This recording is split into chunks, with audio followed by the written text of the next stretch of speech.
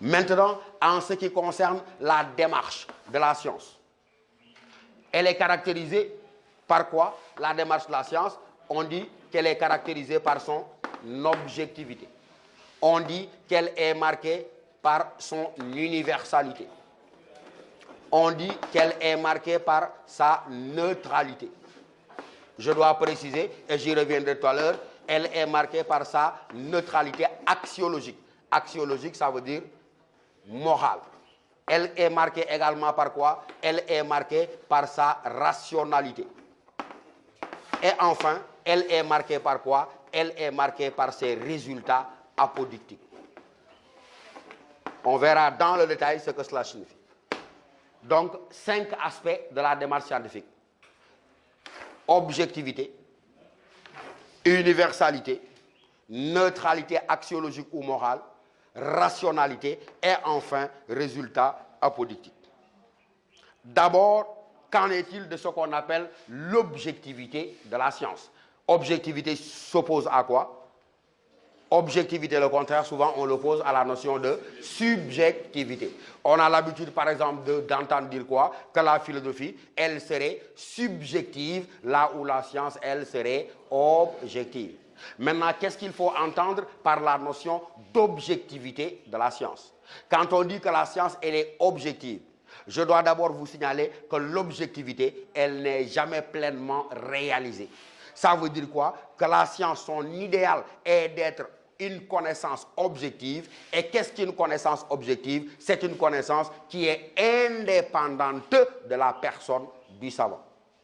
Et quand je dis que la connaissance scientifique, elle est objective parce qu'elle est indépendante de la personne du savant, comprenez-moi, ça veut dire quoi? On ne demande pas au savant ce qui lui plaît, ce qui lui déplaît. On ne demande pas au savant quelles sont ses croyances, quelles sont ses convictions morales, politiques ou religieuses. En termes simples, on dit au savant de dire les choses telles qu'elles sont et non pas telles qu'il les voit, telles qu'il les conçoit, telles qu'il voudrait que les choses soient. Vous me comprenez?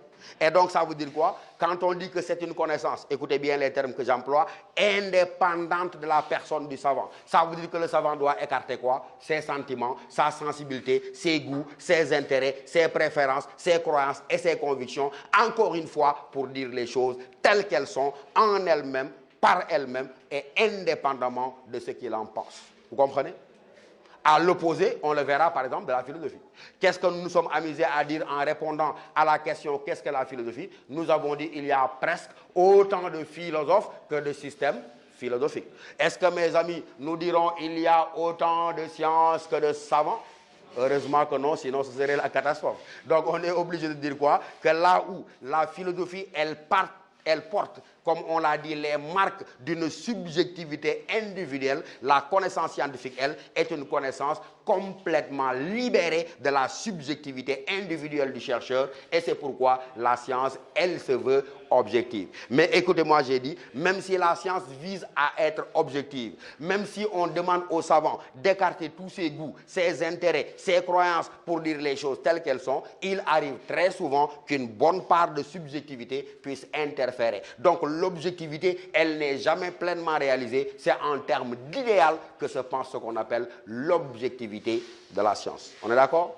Ensuite, quand on dit universalité, là c'est plus simple. Quand on dit que la science, elle est universelle, ça veut simplement dire quoi?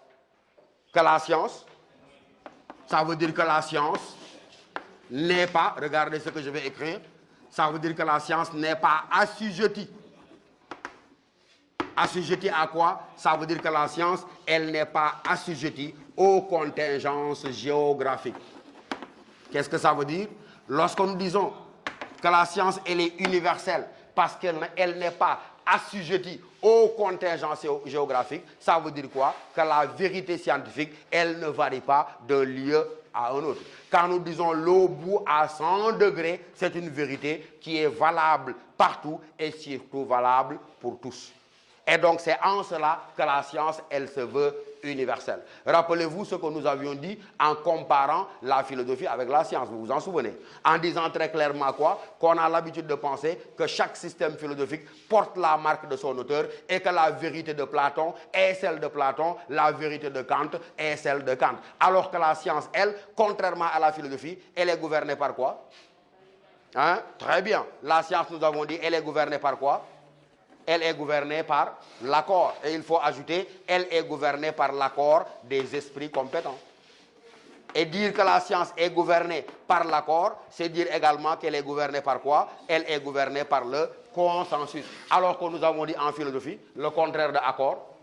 La philosophie, elle est gouvernée par le désaccord, elle est gouvernée par la contradiction. Alors que la science, elle repose sur le consensus, sur l'unanimité et sur l'accord des esprits compétents.